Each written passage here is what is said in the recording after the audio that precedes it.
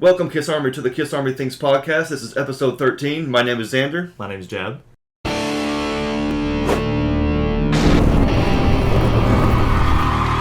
Thanks for joining us here on another episode. Just two brothers cracking open a couple bottles of Moneybag sodas, discussing the hottest band in the world. Today is our Vinnie Vincent episode. Jeb said, you know what, we're going to talk about Vinnie Vincent. I said, let's do it. Yeah, I think it's about time we cover what I think is maybe one of the more controversial topics, at least amongst Kiss fans. Yeah. As to Vinnie and his role in and I guess out of Kiss as well. I thought I'd make a good discussion and let the people know our feelings about that era, which of course we didn't live through. No. But can look back on it, we try to look at things more objectively and try to get a feel for things and that sort of way. And so I've been listening to a lot of that early 80s Kiss. Okay, for sure. And a little bit of the solo, Vinnie Vincent Invasion stuff, which I'm sure we'll get to. Yeah, I did want to touch on some Vinnie Vincent Invasion stuff. So, first of all, I did want to mention something from a follow-up from our last episode. Awesome. In the last episode, we talked about the Chicago, Illinois show, the show at Tinley Park that we were at. Mm-hmm. We talked about the End of the Road tour as a whole, having seen 5 shows, and we even made some comparisons to the Farewell tour. Right. And we were talking about that history video, that 9-minute video that played. Yes. So in the comments, John Henry Thomas commented and said that they actually played that Farewell video before the Farewell shows, or at least he says they played the Farewell video before the Farewell shows that I was at for. Cool indeed. Before the concert? So it seems like before the You Wanted the Best, they might have played that Everybody Thought We Were Crazy, We Are. Oh, yeah. And then it went into the compilation video before the concert started. Wow, that's fascinating. So, and of course, we didn't see any shows on that tour, so we had no idea. No, I've never heard anyone even really discuss that. It's because it's such a small thing. But I'm surprised because, that pay-per-view in New Jersey was like the first time we ever watched Kiss perform live. True. That was a big deal for us. And we got to actually watch. We had seen clips and music videos and various one-off live clips throughout the years, but that was the first time where we actually sat and watched an entire performance. Yeah. And about halfway through, they played on the pay-per-view. They played that same history video. Right. But we got somebody who was actually at one of the shows saying, "Hey, they actually played it before the show." That's pretty cool. I'll say, first of all, that's really cool, and I thank you for commenting that because I would have, no one talks about that. I never heard anything about anyone mentioning that, and I wouldn't have thought, because I mentioned in the last episode, I didn't think anyone would have, or that they would have played it during the show or even before the show. That's just really cool. Yeah, I'm glad that. Very cool. Yeah, be sure to leave any comments, you guys. That's really cool. That's what we're all about. Fill in the blanks that we can't get. Yeah, absolutely. Because we're just out here having discussions. I mean, we've been doing this our whole lives, and only now are we filming it. And I love talking Kiss with people. So be sure to leave your comments, subscribe to the channel. But let's go ahead and get into Vinnie Vincent. So we knew about Vinnie Vincent from pretty much day one of us being a Kiss fan because of Kiss Extreme Close Up. Right. We watched Kiss Extreme Close Up. That was our first exposure to the band. Mm-hmm. And it basically laid out the entire foundation up until then, which was 92. Right. What Kiss was, which includes Vinnie Vincent. Yeah. But of course, when Gene and Paul talked about Vinnie Vincent, they mentioned, what we knew was, oh yeah, he's the guy that would hang himself as you give him the keys to the castle. He was this self-destructive individual. Yeah. And they kind of glossed over both Vinnie and Mark St. John actually in that video. Definitely. So it really wasn't until later on, maybe with Kissology, they included a performance from Lisbon. Of course, there's that show in Brazil with Vinnie. Awesome, yes. So only later on did we actually get to see and hear more of Vinnie.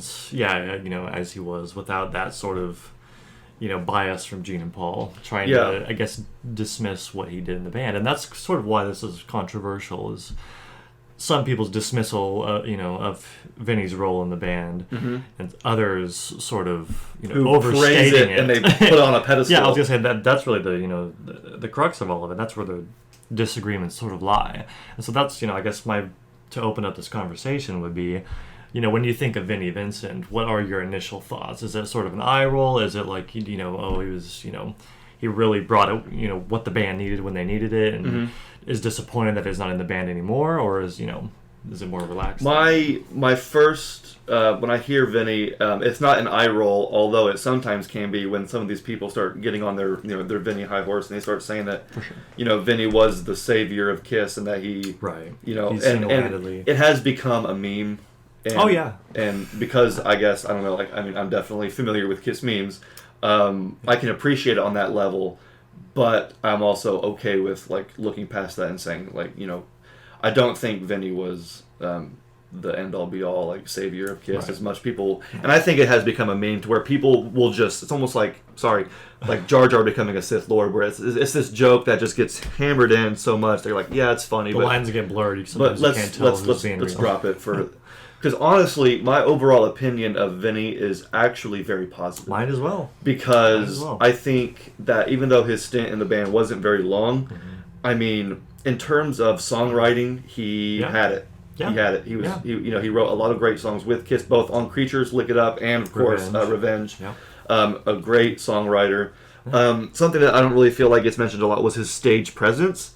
Because I think, folks talk about Bruce early in the early days of Kiss, where he maybe wasn't as comfortable on stage. They called him a tree, which I've heard that being said so much, whatever. Right. But Vinnie just fit right in as far as like the look and style, even though the makeup might not have been, of course, as nothing will be, as strong as the original four. Yeah. I just think like in terms of his energy on stage and his stage presence, he really had it. Yeah. And if you're going to be in that early era of Kiss where the makeup is still on, nobody knows, you need that. I think he brought it there too. The stage presence, the songwriting. Yeah. Of course, his playing was absolutely insane. Yes. So I think that, this is kind of a big statement, but if I had to do a hot take in this episode, let's do it. It would be that if Vinnie Vincent had not had some of the personal issues that he had, or that we've never experienced any of that, but some of the stories that you hear, if Vinnie had not displayed some of those character traits, I think Ace would have been kind of like, kind of like Peter with Eric Carr, where it's like, yeah, that was great, but obviously we're in a different stage here. And I think when had Kiss not gone through their Unmasked, their Elder stage, and went right to Creatures, and Vinnie Vincent on Creatures. Oh my gosh, I know. I think Kiss would have been the leaders of metal. Metallica would have come out in '83 and changed, and but done the thrash thing. I was gonna say but Kiss was starting to trend chase. Yeah. Instead of trend set, and Kiss would have been trendsetters. And Vinnie Vincent probably would have been like those Eddie Van Halen guys, where it's like you're in this big band, you have a big name, you're a big player, you're a big shredder. The shredding was big at that point. Oh, huge. Yeah. And that's why Vinnie Vincent, I think, made such a valuable asset, because he was capable of doing that on guitar while also still writing great songs, and he was on stage. And I know that the 14-minute guitar solos are annoying, and I totally agree. That's very unprofessional. Yeah. That would piss me off like it did Paul. I get that. But on a showman level, he had it. I was going to say, I think, you made a lot of good points there. And I think it's not so much a hot take, but I would say that I don't think they could have had a more strong replacement for Ace during that time. Right.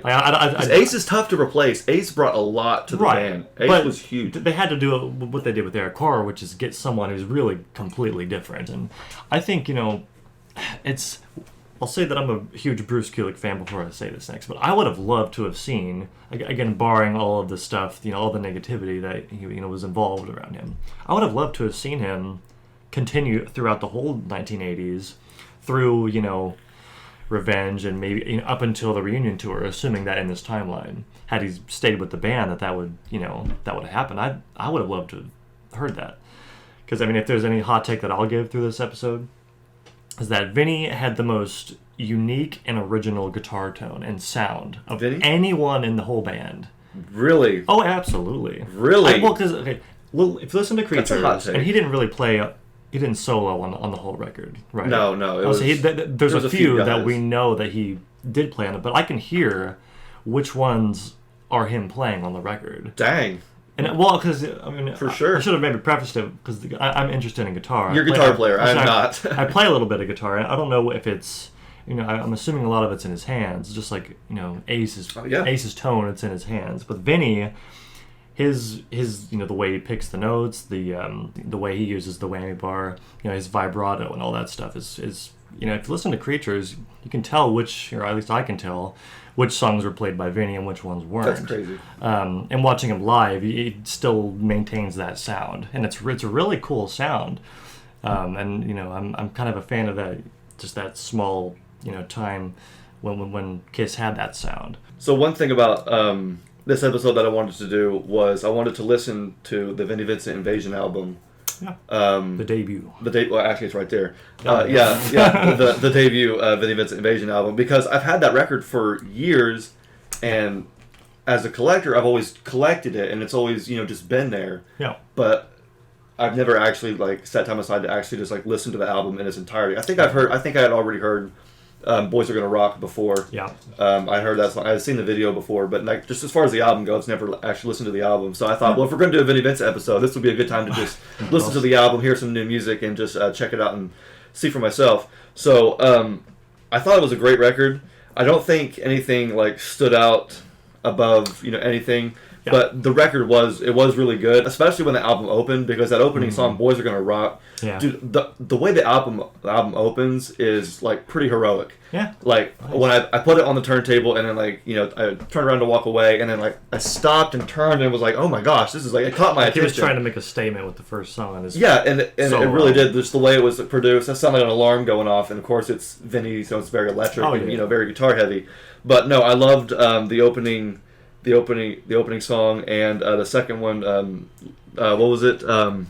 Shot Full of Love, or Shoot You Full of. Let me see this real quick, because the lyrics were just really funny to me. A lot of those 80s. Well, it was the lyrics in Boys Are Gonna Rock. It says, the opening lines to the opening song on the album, the first album, is, well, I'm a sex shooter, hot teaser, love pleaser, got a lust that kills. And I'm just like, yeah, that is the most, like, 80s like, sleazy, like, cock rock, like, it really jumps out. It made me smile, and it made me laugh, because it definitely fits in with the 80s, the 80s vibe. But and then the song, there's a one on here, No Substitute, which isn't quite as rocking, not quite as heavy, but did provide a nice balance for the album. I like albums that have, peaks and valleys, some that are more high energy, some that are soft. And actually, the thing that surprised me the most was that, as far as, like, the shredding guitar, it was, for the most part, pretty tame on this album. I mean, of course, the solos is where you're able to, like, Vinny's able to, like, let loose a little bit and start his shredding, more fast playing. But the songs, for the most part, were very structured. Yeah. And very, like, full of, like, like, good riffs, chords. Right. Music that you would hear in the 80s that would, like, grab you, and, like, he was really good at that. Yeah. It's funny talking about, because we all know Vinny is the shredder. Yeah. And he's the very fast playing, insane notes. And it's funny when you think about him writing and playing on songs like Lick It Up and Kiss. Very subdued. Which has, like, the easiest riff, the weakest guitar solo. Yeah. But it's enough for it to be in the set list today. It's pop music. Yes, well, to a T, and it's really good. It's sort of why I love the collaboration between Vinny and Gene and Paul. I think they both worked really well together, and that's what made it work. But as far as the shredding goes, and he does that a lot. But when he does the more melodic stuff, he pulls it off extremely well. Yeah. That's why I'm kind of it's hard to call myself a Vinny fan, but I kind of am in that I do love his playing. And I think Gene and Paul kind of reeling him in, saying, this isn't really all that we're trying to do. Gene and Paul can kind of oversee that. It just he really makes it work. Yeah, and so there wasn't a whole lot of, like, outlandish shredding on this album. Like I said, it was very structured and very well put together and well thought out. There is a pretty awesome shredding solo at the end of the song "Animal," which is where it's just all guitar, and that was kind of fun to hear, because he did, like, let loose a little bit on that one. Now I will say that I was not a fan of the way the album ended, because it was a lot. It was the same. Similar noises as the intro, but it was just very loud and annoying. Really? The last, like, 2 minutes. The last song is called "Invasion," and it's a great song. Nice. But, like, the outro to the album, I much prefer the intro to the outro. But overall, I mean, it was a great album, and I felt like it did fit in very well with what was going on in the 80s, even if it didn't, like, stand out from anything. And I really feel like 80s metal sometimes can be the same thing can be said about, like, pop music today, where it's like everybody is so intent on, like, wanting to sound the same and have the same sound, as opposed to, like, being their own and having their own sound and everything. And I felt like some of the stuff in the 80s kind of fell into that, where it was like everybody's just going to try to do the same, because and I get it, you want to do what sells, and this is proven to work, so we know that we're almost, or could be guaranteed, for sure, a hit. And they did have a couple, I think, minor hits. Vinnie Vincent, Invasion did. But yeah, I mean, it was a good record, even if it was just a very typical 80s guitar shredding album. Right. That's how I felt really about it, because about his second record with the Vinnie Vincent Invasion, All Systems Go. I can't remember the last time I listened to the debut. It's been years, and so I guess not a whole lot stood out to me other than those couple of songs which you mentioned.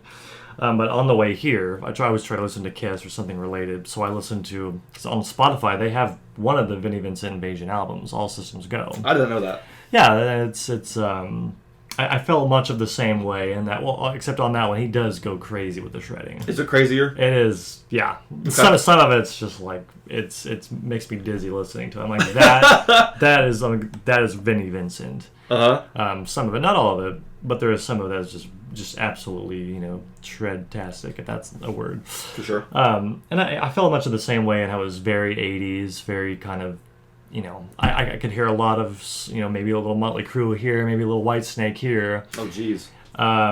Which is not bad because they're great. Right. But it kind of makes me think about how, because, people, those people who tend to defend Vinnie, to their dying breath, talking about how much of a great songwriter he is, and he did make really, solid contributions to Kiss. But outside of Kiss, you'd think someone who would have just written these amazing songs would have done a little more to, break through maybe to the mainstream, or just, because I feel like Vinnie Vincent Invasion isn't really, remembered outside of Kiss at all. And so it just kind of makes me think, I think maybe there is a bit of, overstating in his role. Okay. And maybe, who knows why that could be. But that's just kind of my thought. I was listening to it and I was like, these songs are fine, but if Vinny's this, everyone talks about always he saved Kiss, he brought the good songs. Outside of that, he really didn't have anything that came close to anything like Lick It Up or anything like that. I think it goes back to, I would say that Kiss is, it's a better, there's an old saying, I'm trying to think of what it is, but they're better as a group than they are absolutely in parts, like yes. they're better together than they are individually. Yeah. And I think that's why the solo albums, you can say the same thing, where it's like the solo albums were, they got some good stuff. Yeah. But Ace's was really great. Paul's was fantastic. Yeah. Whatever. I love Gene's, but we would all rather take songs from all of them and make one Kiss album because they're better as a sum than their parts. So I think the same because he said with Vinny, where it's like, he brought really good stuff and worked really well with Gene and Paul, but I was going to say that's where the magic was. It takes a village. It wasn't just Vinny. It's hardly ever just one person. It's amazing. It's one person that you see, and then the other guy that you don't get to see. Right. I was going to say it was the collaboration, how well they worked together, and it's fascinating to see what they would have done, post Lick It Up and seeing, had Mark St. John not have been there, had Bruce Kulick, who I'm a huge fan of. I love what Bruce. would that have He's sounded my favorite. Because he has Kiss some of the guitar best. It was like he has some of the best solos in the band's whole career. Yeah, I think that Bruce is I mean, it's hard to say because everybody is their own person, so everybody can anybody can say who's better and who's not and why. But for me personally, I think Bruce is definitely my favorite Kiss guitar player, just because his playing was more memorable and very memorable. You mentioned about how you can tell when it's tell when it's Vinny and Vinny. And I think Bruce kind of falls in that same category too, where Bruce just was able to also not only just like he was able to play like anything and everything, and was able to assimilate and adapt, and he could do this area of Kiss, that area of Kiss, his own area of Kiss, and because he could do roughly what Vinny could do on the guitar, but make it more palatable for the mainstream. That's why his solos and Tears of Falling is fantastic. Listen to Crazy Nights, and those. If you listen to Crazy Nights and Asylum, the shredding on those two albums are just insane. Yeah, but it's not. It's not Vinny because he's playing better notes. Vinny a lot of times played almost with no context to the song, and that's where some of it fell apart. I think that's what bothered Gene and Paul, where it was like, it's like randomness. There's just no substance. Bruce had the skill There's no structure. And the substance there. Yeah. He hit the right notes in all the right ways. So that's why I'm a huge fan of Bruce, because he can do that when he needs to, and he does it well. Absolutely. But he does it in a way that people can really, latch onto, and it's not just incoherent playing. Sure. So the thing that while I was listening to the debut album of Vinnie Vincent Invasion, I wanted to look up some history and just dig into some of the facts, and because I noticed that it didn't sound like Mark Slaughter. Because I know Mark Slaughter was the lead vocalist in the Vinnie Vincent Invasion and Slaughter. And Slaughter. But I didn't get that from this album. And so it turns out that, so this was a different lead vocalist. So Robert Fleischman was on lead vocals for this album. Wow. And who he had done, I think, a lot of things, but I know he had sang briefly for Journey. Wow, I didn't know and that. had collaborated a little bit with Journey briefly, or it's like a John Corabi Motley Crue thing. Maybe, something like that. Yeah, and so he worked. So he was there on the debut album for Vinnie Vincent Invasion, and then Mark Slaughter was brought in roughly after the album was put out. I guess contract reasons or whatever, music business stuff happens. For sure. But so in the video for "Boys Are Gonna Rock," one of the singles from this album, it's Robert Fleischman on vocals, but Mark Slaughter is lip syncing in the video to Robert's vocals, which that I did not know when I watched that, because I probably watched it in high school. Oh yeah. The video for "Boys Are Gonna Rock," because I knew about all this stuff. I just never actually listened to the album and actually dug deep. So I was like, oh wow, I didn't realize that it was somebody else on the first album, and then Mark was brought in immediately after that and was lip syncing to Robert's vocals. Interesting. So, and just keeping on with some history, so Vinnie, have you ever heard the band New England? Oh, I've heard. Oh yeah. Because and I had too, and I knew that Paul Stanley had produced them. That's all I knew. Was that Paul had some kind of. I guess Bill. It was one of the Bill Aucoin projects that kind of fell through the cracks a little bit, but he had discovered them. Paul produced one of their albums, and anyway, so Vinnie was working with members of New England and demoed some songs in '82 under the name Warrior, which I bet you've heard about Vinnie Vincent being in a band called Warrior before. That was this band, and that of course was disbanded when Vinnie joined Kiss. That was all put on hold, and then after Kiss, Vinnie recruited this guy Dana Strum and Bobby Rock, and that's when the Vinnie Vincent Invasion began. They brought in Robert Fleischman. So basically, it was Warrior, who was left over from New England, was getting these songs, and then after that he gets the song, he recruits this new band, and they start taking those same songs and they record Vinnie Vincent Invasion. Wow. And that later became, and finally was able to actually get, and then it became Slaughter. It's a constant evolution of different projects. It was basically and All Systems Go was released in '88, and there's a song on that album, Love Kills.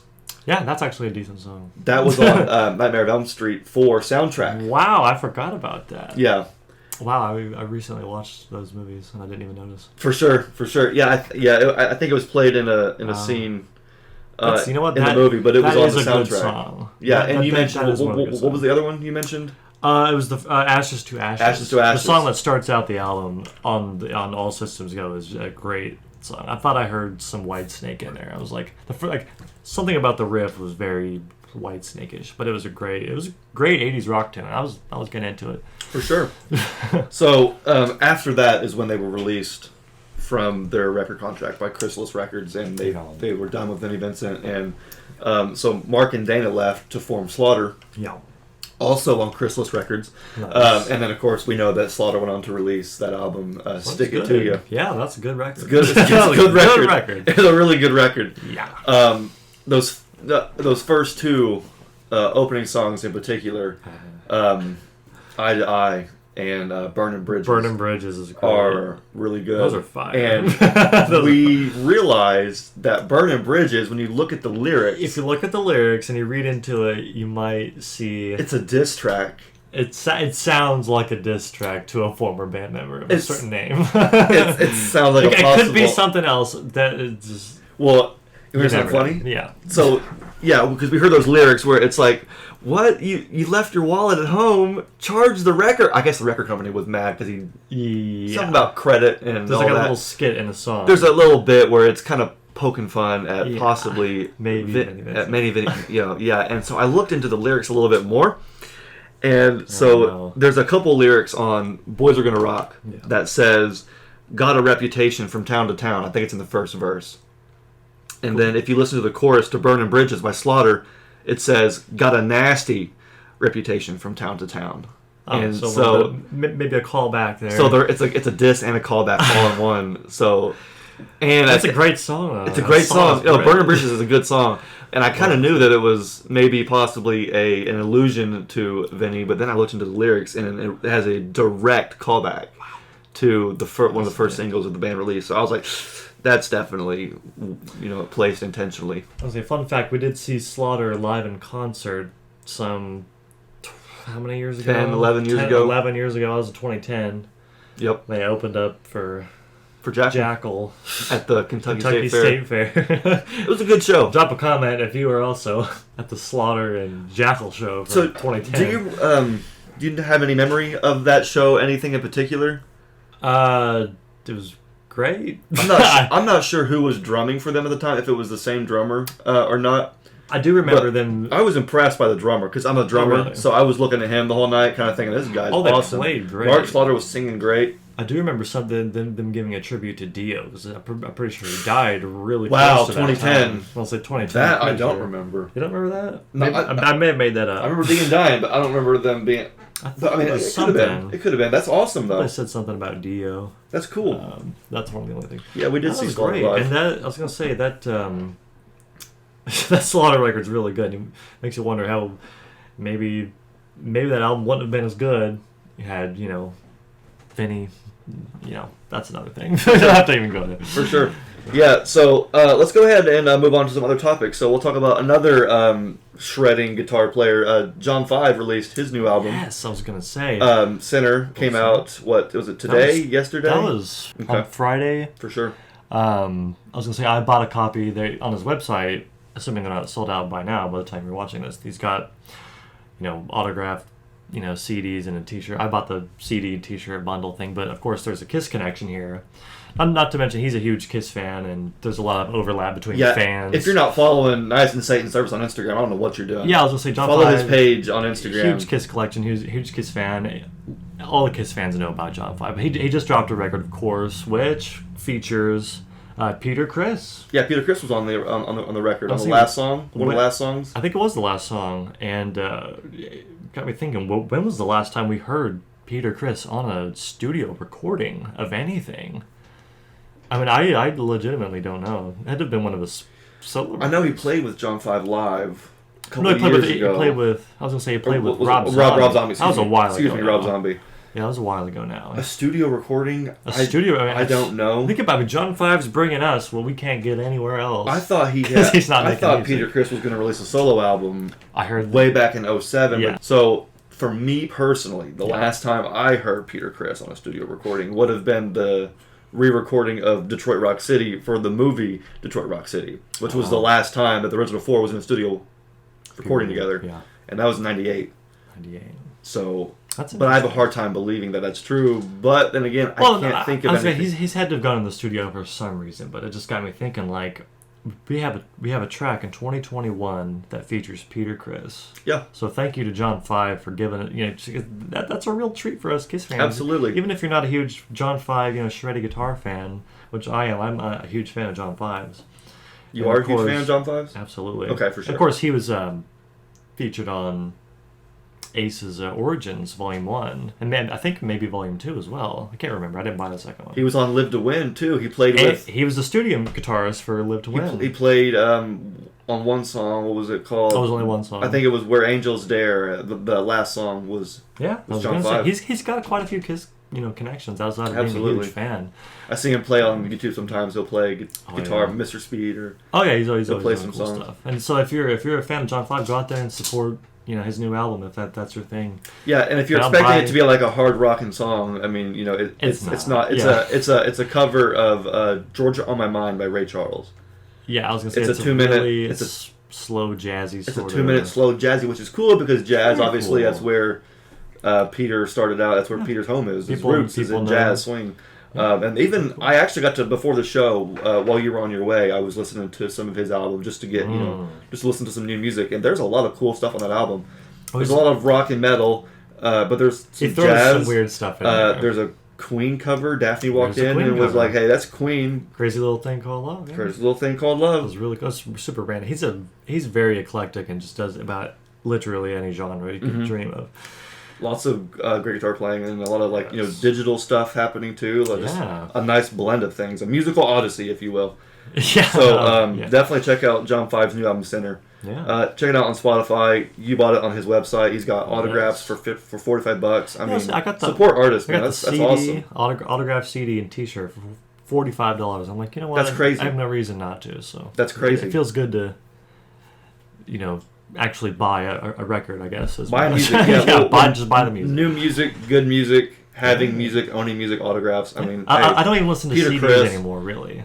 I bought it because I wanted to support John 5. Sure. And I listen to it in my car, but... So the Kiss Cruise 10 is happening right now at the time of filming, which is awesome. I love the Kiss Cruise time of year. It's the best. And of course, last year there wasn't a Kiss Cruise, so I'm glad that they were able to have a Kiss Cruise this year.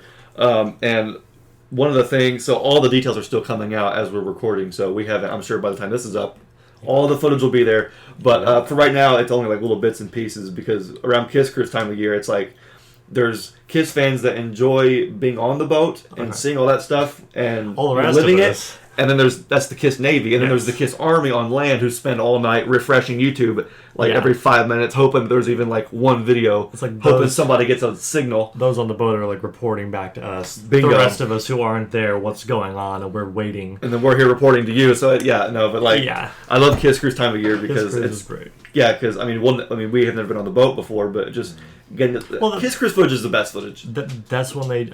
As everyone knows, that's when they do stuff they just don't do anywhere else. That's when they pull out the coolest songs. They'll do they'll have a theme. Yeah, they might wear a certain outfit that no one's seen live before. Yeah, the theme this year was supposed to be, I think, Psycho Circus.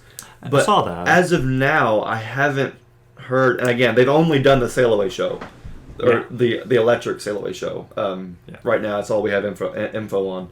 But I haven't really seen too much Psycho Circus things happening yet.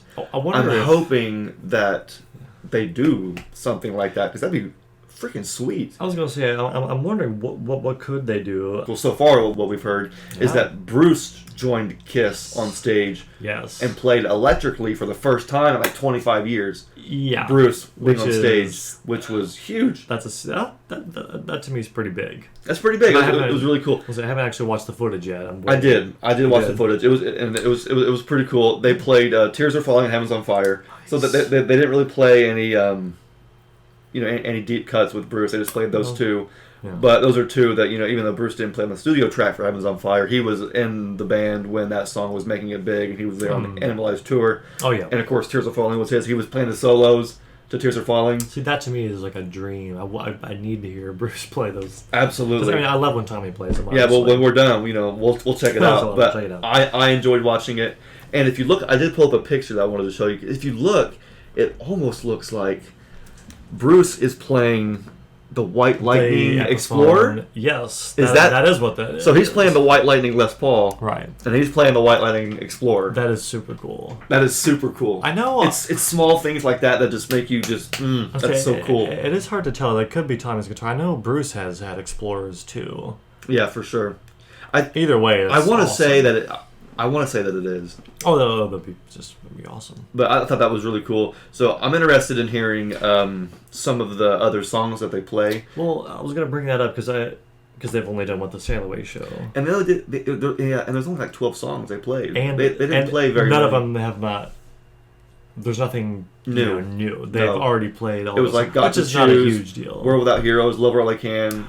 Got to Choose was still there. Going a little deep than obviously they. Yeah, they would never play Love Her All I Can live, but that's just something that you would hear in an acoustic set before the show. Yeah, well, it makes you wonder what because some people aren't going to care. Some people are going to be like, oh, they may have felt a little disappointed that every year they do something new, something that they played this song, they haven't done that yet, but it still remains to be seen. Some fans have made comments in the past where it's like as the years go on, they do less and less minutia, they do less and less. Interesting. Deep cuts. Well, there's only so much you can do. I mean, well, they have a whole catalog that they could do. But as far as what will work live and what will actually work, I was surprised. A few years ago, they did Almost Human. Yeah. That's one you just wouldn't. And that's one when I love that song. When I heard it, I was like, why is this not like... one of my favorite Kiss songs. It was so awesome to hear that song play. They played "Let Me Know" on the Kiss cruises sometimes. That's awesome. The Oath, of course, is one of my favorites that gets played. Yeah. So they do some deep cuts, but yeah, I have heard some fans say in the past that they have played less and less. Now, Kiss Cruise 11 was announced. Yeah, it was already announced. Yeah. So we have a chance. I do want to We go so may bad. every year we say we're going to try, and then of course we realize, okay, Yeah, no. settle down. You know, yeah. Well, I'll say refresh your YouTube. I started a new job this year. That wasn't going to happen. You know, that stuff you have to plan out in advance. Well, in COVID, you know, the last one they sold tickets for, and it ended up not happening. True. This one, I don't even think. I think you might have mentioned that people from outside the U.S. might not have been able to go. Yeah, I heard that on Kiss Cruise 11, they have priority. They have priority. The people outside of the U.S. will have priority because they missed out on this last one. Right. So I'm wondering. Yeah. So Kiss Cruise 11 is announced. I'm not even going to speculate on what theme it's going to be. I really don't care at this point. Yeah, it does. It's the Kiss Cruise. It's the Kiss. Hopefully we can make it. We can swing something.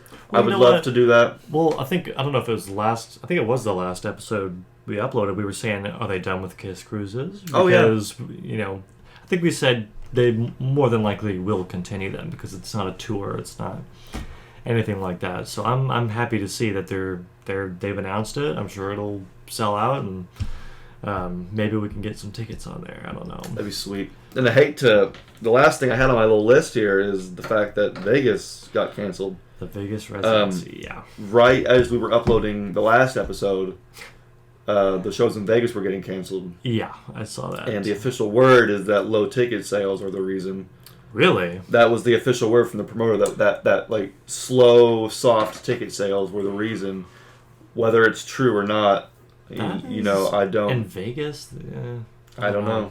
There's some other things that have been going on that could play into that. Who knows? Definitely. But and our show that really sucks because the West Palm Beach show in Florida was canceled. Our show rescheduled. Both that show and Dayton have not been rescheduled. They've now canceled their Vegas residency, which was like December, January. So we're looking at 2022. You know, they still have dates in Australia and Europe scheduled. When are they ever going to do that, Australia? They've been trying for Australia for a while. 2 years? Something like that. So they still have dates in Australia and Europe scheduled. And then they'll have to do West Palm Beach and Dayton at some point. It'd be strange to see if they're going to come back and just do only those 2 dates. Probably. In the States. That would be so strange. Which would be cool for us because we get to go to one of them. We already have our tickets for Dayton. Yeah, we have tickets for Dayton secured. So it's going to happen. Just when. Hopefully they don't just outright say, I'm sorry. Yeah. I don't know if Kiss will do that, but then again, you just never know. Right now, you just don't know. Well, you really don't. You really don't know. I mean, we're still waiting on Kiss 2020 Goodbye stuff. Yeah, what's the deal with the Kiss 2020 Goodbye Dubai show? Goodbye Dubai. That's been... they keep blaming the band, saying the band has to approve this, and they've given us every excuse. The band has final say. They're waiting on approval. The COVID and distributing and merchant shipments, and it's like. Well, I was gonna say I don't think enough people are talking about it, though, because I feel like a lot of people have just forgot. I can't imagine paying hundreds of bucks for getting. I know I haven't. Well, so you actually did buy. I didn't buy the big boy package, but I bought the lower one, which is still a few $100. Oh yeah.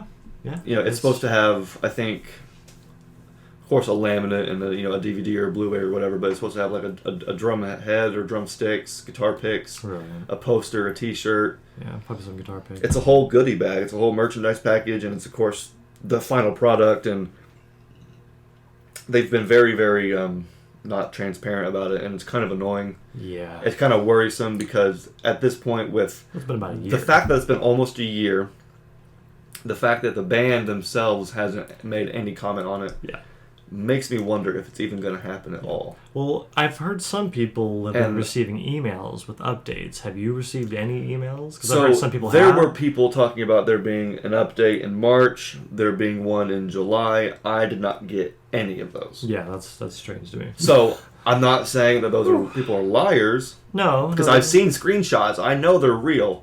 Yeah. But my inbox did not get one. However, I did get one a few weeks ago, which probably about a month for these folks, but about a few weeks ago, I did get an email that said basically the same thing they've always been saying. You know, we're doing our best. We're still waiting on approval. We're going to get them shipped. Oh boy. They answered, like, I guess they did like a small FAQ list where it was like, you know, can we ship multiple packages, like your merch first and then the final product? They said no, we're going to do it all at once. They said, when will it be shipped? They said we don't know. We're still waiting on the final date. Yeah. They extended the replay right so you can go back and watch it. You can stream it again if you want. So that's the least. Which I guess is fine, but you can watch it on YouTube. That's it. Yeah.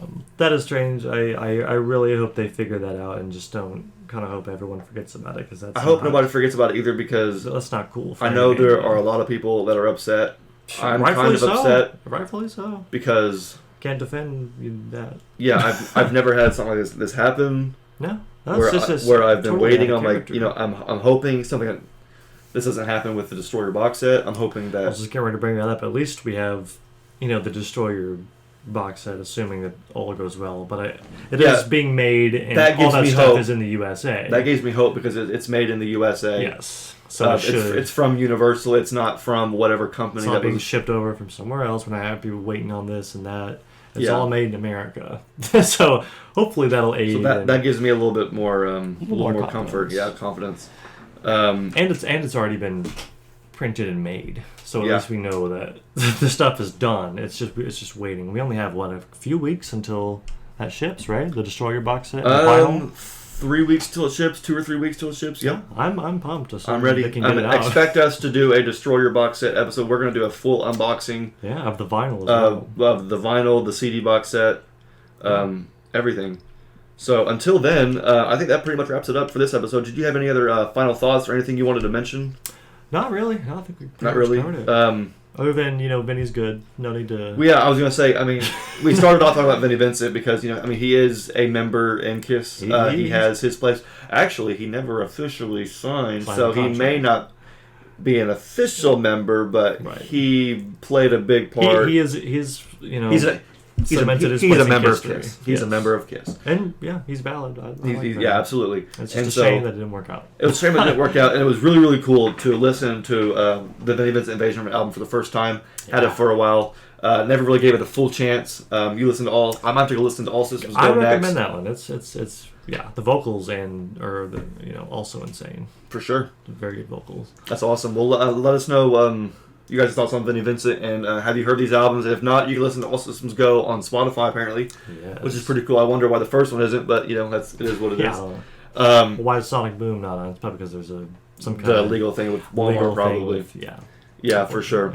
But anyway, so thank you guys for joining us on a quick episode of KISS Army Things and just chatting all things KISS with us. It's always fun to just sit here and talk about KISS and just have fun talking about our favorite band. Absolutely. And learning new stuff, hearing new music. Again, you got John 5 making new music. So with Peter Criss. So thank you guys for joining us. Subscribe to the channel. We got new episodes coming every 2 weeks. We'll see you next time. Like us on Instagram. We're on Instagram, KISS Army Things, Facebook. Until then, I'm Xander. I'm Jeb. And this is the KISS Army Things podcast.